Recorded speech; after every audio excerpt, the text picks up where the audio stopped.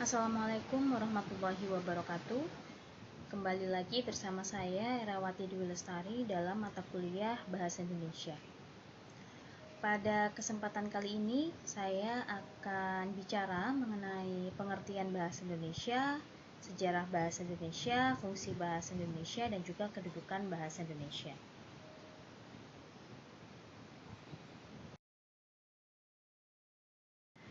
Di sini saya akan terlebih dahulu memaparkan beberapa pengertian bahasa Indonesia menurut ahli ya. Jadi yang pertama di sini ada pengertian bahasa Indonesia menurut Suwarno pada tahun 2002. Beliau menyebutkan bahwa bahasa adalah alat utama untuk berkomunikasi dalam kehidupan manusia baik secara individu maupun kolektif sosial. Jadi di sini poinnya adalah bahasa adalah alat untuk berkomunikasi.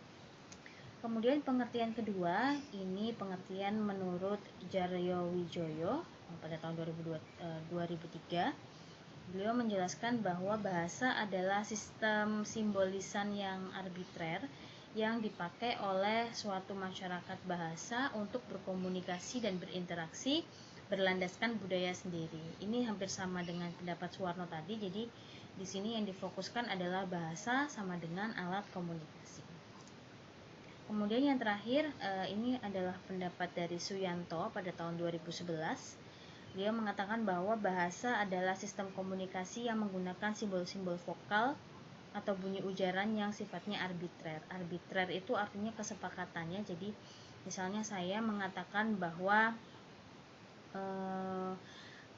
hewan berkaki 4, kemudian biasanya dia digunakan untuk menghasilkan daging dan juga susu disebut dengan sapi. Tidak ada orang yang mengatakan bahwa itu adalah ayam gitu. Semuanya sepakat bahwa itu adalah sapi. Nah, ini adalah contoh dari bahasa merupakan sesuatu yang sifatnya arbitrer. Kemudian saya akan bicara mengenai asal-usul bahasa Indonesia. Jadi ini kita sudah merambah ke sejarah ya. Jadi bahasa Indonesia itu sumber atau akarnya adalah bahasa Melayu Riau. Bahasa Melayu pada saat itu disebut sebagai lingua franca atau bahasa perantara karena memang bahasa Indonesia pada masa itu digunakan dalam kegiatan masyarakat ya seperti perdagangan, kebudayaan gitu. Jadi itulah kenapa bahasa ini disebut sebagai bahasa lingua franca karena memang zaman dahulu bahasa Melayu ini adalah bahasa yang memang sudah lebih dulu tersebar di mana-mana gitu. Jadi karena dia bahasa perdagangan gitu ya, bahasa perantara, maka bahasa ini yang kemudian disepakati sebagai asal-usul dari bahasa Indonesia yang sekarang kita pakai sama-sama. Selanjutnya asal-usul bahasa Indonesia setelah tadi adalah bahasa Melayu, sekarang asal-usul bahasa Indonesia yang kita gunakan sekarang. Asal-usulnya adalah penamaan bahasa Indonesia itu sendiri diawali dengan adanya Sumpah Pemuda pada tahun 1928, tepatnya pada tanggal 28 Oktober. Di sini merujuknya ke poin ketiga yang mengatakan bahwa kami putra-putri Indonesia menjunjung bahasa persatuan bahasa Indonesia. Itulah kenapa nama dari bahasa kita adalah bahasa Indonesia, bukan bahasa Melayu Riau, padahal akarnya adalah bahasa Melayu Riau gitu, tapi penyebutannya adalah bahasa Indonesia. Nah, ini kalau bisa saya gambarkan sedikit dalam sebuah peta konsep gitu ya. Jadi sejarah perkembangan bahasa Indonesia itu yang pertama berasal dari bahasa Melayu tadi yang sudah saya sebutkan. Kemudian ia mengalami perkembangan begitu ya, perkembangan terus-menerus berkembang, menyebar. Kemudian dia dikaitkan dengan atau mendasari lahirnya Sumpah Pemuda pada tahun 1928, tepatnya tanggal 28 Oktober. Kemudian bahasa yang ditulis di Sumpah Pemuda ini kemudian dikukuhkan menjadi bahasa negara. Untuk penyempurnaan ejaan dari bahasa Indonesia sendiri, jadi awalnya kan tadi pakai bahasa Melayu ya, kemudian dia mengalami penyempurnaan ejaan. Ejaan yang pertama digunakan namanya ejaan Van Ophusen gitu. Van Ophusen ini adalah ejaan yang digunakan pada tahun 1900-an, awal 1900-an. Kemudian ejaan ini berkembang menjadi ejaan namanya ejaan Republik atau ejaan Suwandi. Ini digunakan sekitar tahun 1940-an.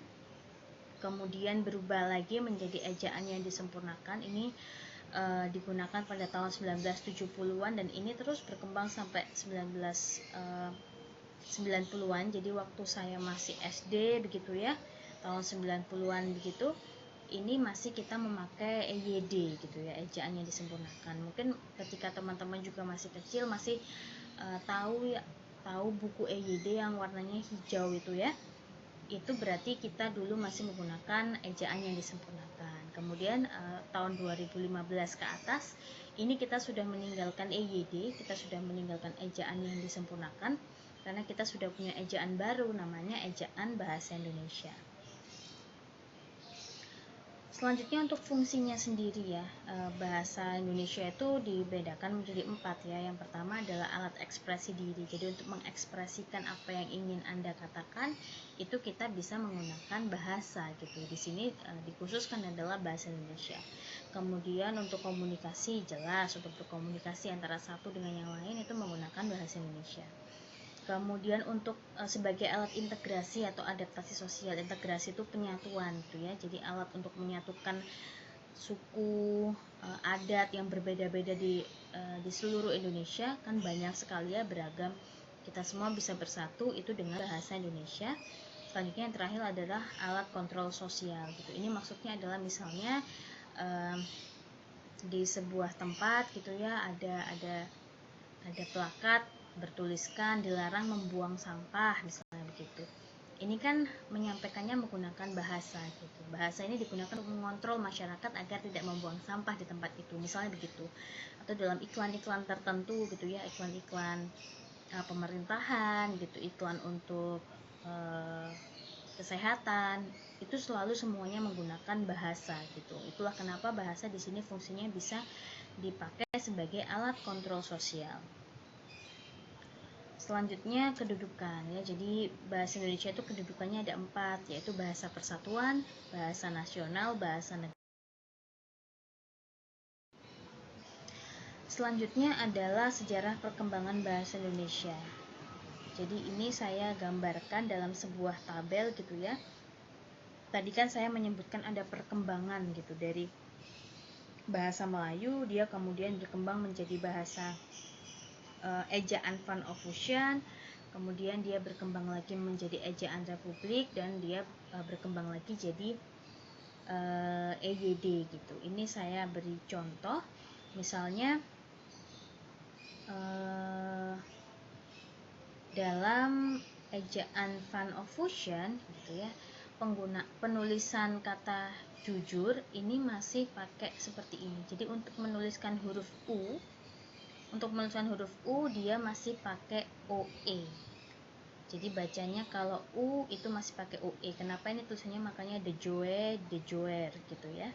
Kemudian untuk menuliskan huruf J ini masih pakai DJ gitu. Kalau di Van Ophusen untuk menulis huruf J ini masih DJ, untuk menulis huruf U ini masih OE.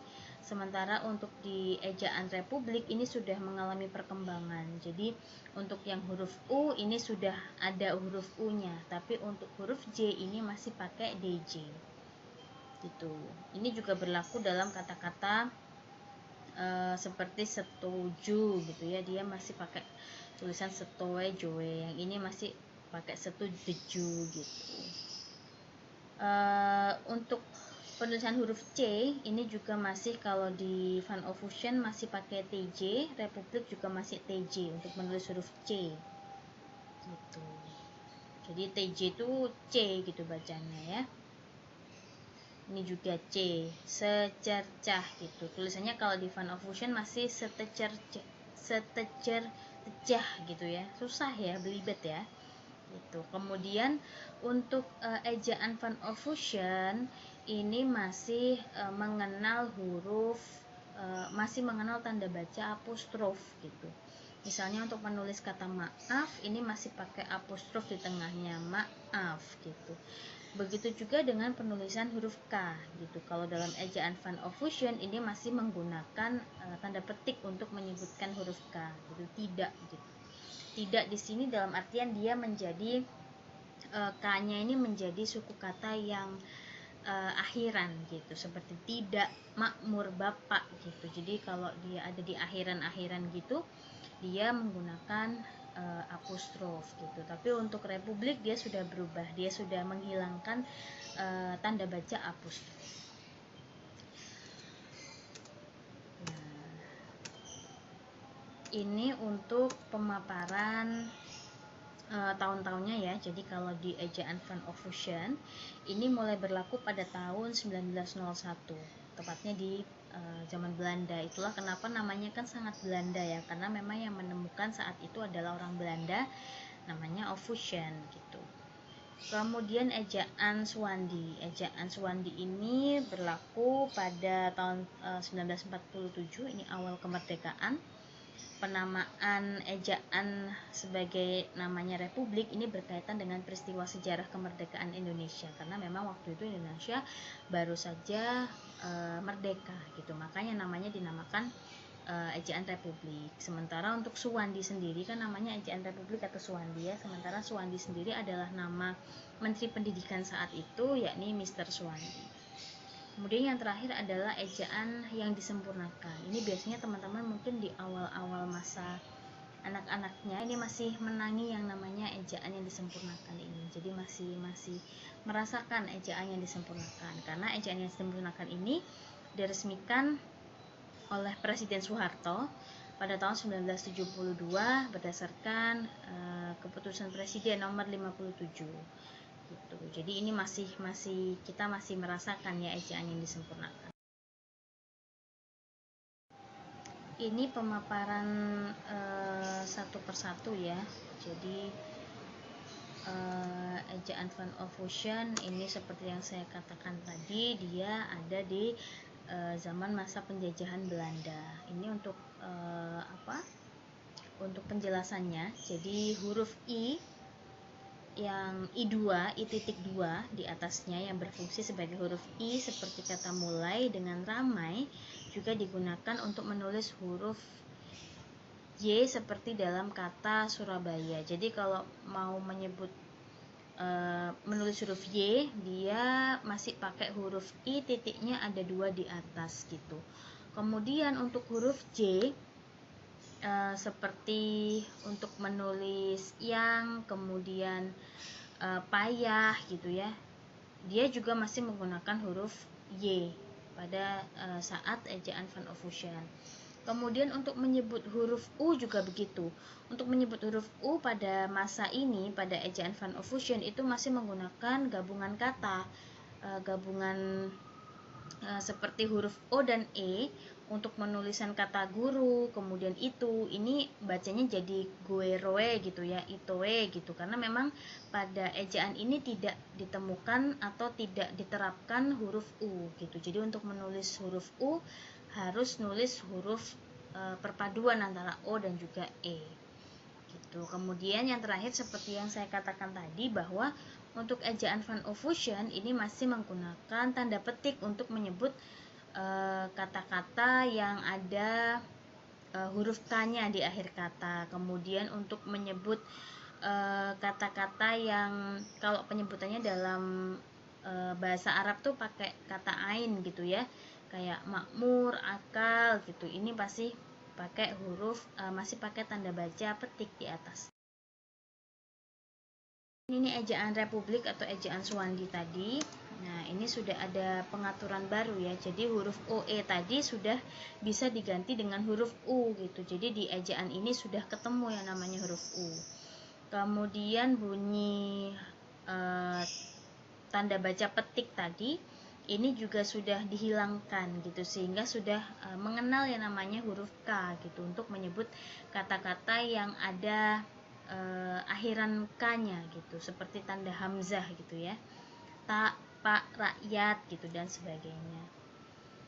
Kemudian di masa ini, di ejaan ini itu juga ada yang unik ya. Jadi untuk mengulang kata seperti misalnya anak-anak, berjalan-jalan, nah ini pakai huruf pakai angka, maksud saya pakai angka 2 gitu untuk menyebut pengulangannya. Jadi kalau teman-teman nulis di WhatsApp atau di SMS, misalnya anak-anak gitu ya, dosen-dosen pakai dosen 2, anak 2. Nah, ini berarti Anda masih pakai ejaan Republik atau Suwandi gitu. Jadi memang untuk menulis menulis kata yang diulang menggunakan angka 2 ini bisa menggunakan ini memang ada gitu dalam ejaan Republik atau Suwandi. Kemudian awalan di dan kata depan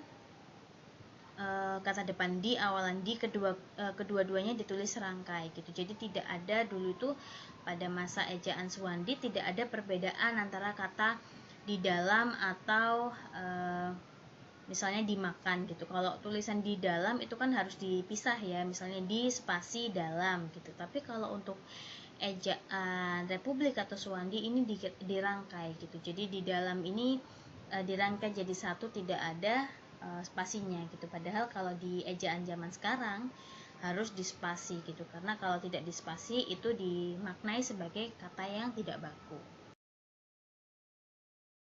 Nah, ini ada tambahan ya, ejaan Melindo, Melayu Indonesia, tapi konsep ejaan ini tidak berkembang gitu. Jadi ejaan ini dikenal pada tahun 1959, tapi karena perkembangan politik selanjutnya, jadi waktu itu ada perubahan pemimpin ya. Jadi ejaan ini kemudian diurungkan dan langsung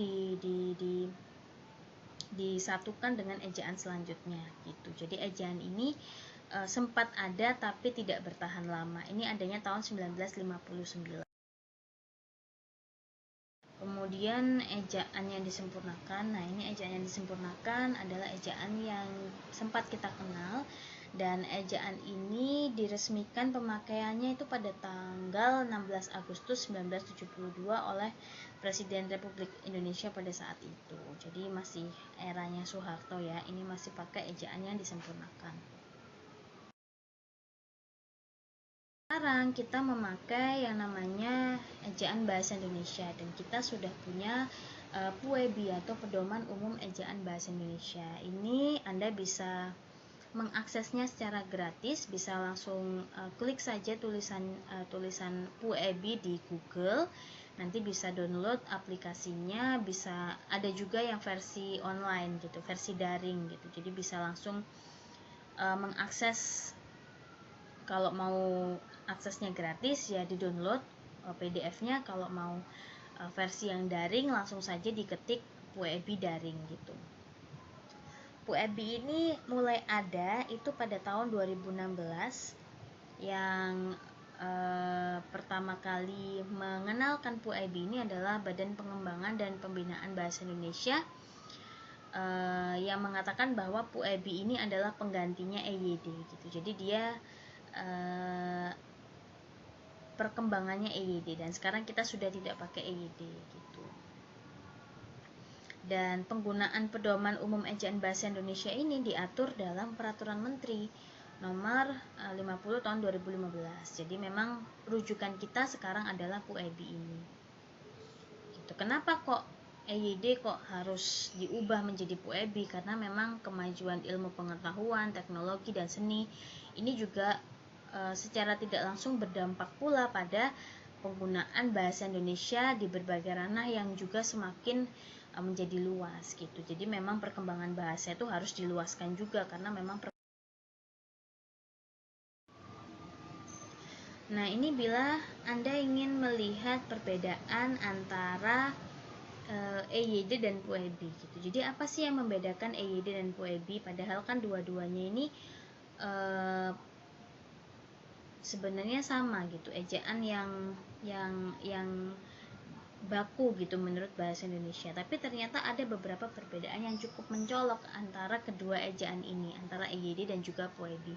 Jadi misalnya dalam EYD ada huruf vokal diftong yang dikenal gitu. Huruf vokal diftong itu adalah perpaduan antara dua huruf vokal yang kemudian jika disebutkan menjadi satu huruf vokal baru gitu. Kalau di EYD ini cuman ada 3 huruf diftong, yakni ai, au, dan au. Sementara dalam PUEBI ini ada ai, au dan ei gitu. Jadi lebih banyak dan juga lebih kompleks gitu untuk huruf diftongnya. Kemudian kalau dalam EYD, huruf kapital tidak digunakan dalam penulisan julukan gitu. Jadi misalnya kalau di EYD dulu ada cerita judulnya Si Kancil gitu ya. Penulisannya tidak perlu ditulis besar gitu Si Kancil. Tapi kalau di Puebi ini sudah harus ditulis huruf besar gitu. S-nya besar, K-nya besar untuk penulisan Si Kancil karena dia adalah julukan gitu. Misalnya begitu. Kemudian huruf tebal. Ini di EYD tidak ada fungsinya gitu. Jadi kalau di EYD ada bold itu tidak digunakan gitu. Jadi nggak kanggo gitu kalau dalam EYD. Tapi sementara kalau di Puebi huruf tebal itu ada fungsinya gitu. Fungsinya apa saja? Silahkan nanti download Puebi agar bisa tahu apa sih sebenarnya fungsi huruf tebal itu. Kemudian partikel pun ditulis terpisah kecuali yang lazim digunakan. Jadi di EYD ini ada partikel pun, ini semuanya sebagian besar ditulis terpisah, misalnya ataupun, sekalipun gitu. Padahal kalau di Puebi ada beberapa penulisan pun yang ditulis terpisah, tapi ada juga yang ditulis rangkai. Ini biasanya terkait dengan partikel pun yang mengikuti unsur kata penghubung gitu. Kemudian penggunaan bilangan gitu, angka. Kalau di EYD ini tidak ada aturannya sama sekali. Sementara kalau di Puebi ini diatur dengan sangat kompleks gitu terkait penulisan bilangan dan juga angka gitu. Jadi kalau mau nulis nomor rumah, kalau mau nulis angka nominal uang, kalau mau nulis kwitansi, ini sudah ada pengaturannya dalam Puebi. Sementara kalau dalam EYD tidak. Kemudian dalam EYD, jadi tanda baca titik koma itu digunakan dalam perincian menggunakan kata dan gitu. Sementara kalau dalam Puebi tetap menggunakan kata dan. Jadi kalau di EYD udah ada titik koma, nggak usah ada dan gitu. Sementara kalau di Puebi tetap ditulis dan. Dan masih banyak lagi perbedaan antara EYD dan Puebi. Jadi nanti kita juga akan selalu menggunakan Puebi sebagai rujukan kita ketika nanti tugas-tugas atau menulis gitu ya.